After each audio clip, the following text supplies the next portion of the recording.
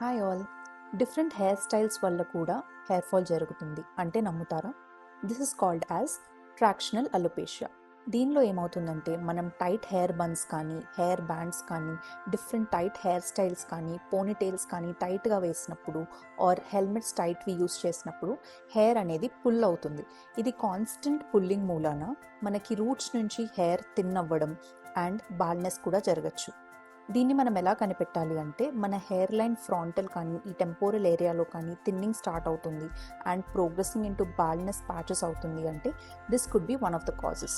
ఇది రివర్సిబుల్ అంటే yes, if it is diagnosed early it is reversible. దీన్ని avoid చేయాలి అంటే first tight hair styles avoid చేయండి.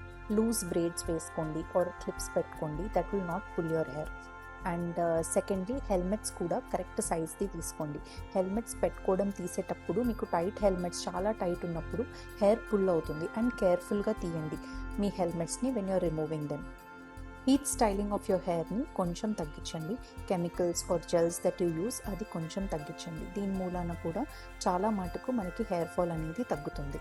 అండ్ ఇన్ కేస్ ఇది ఇంకా ప్రోగ్రెస్ అవుతే it can also lead to scarring and permanent hair fall.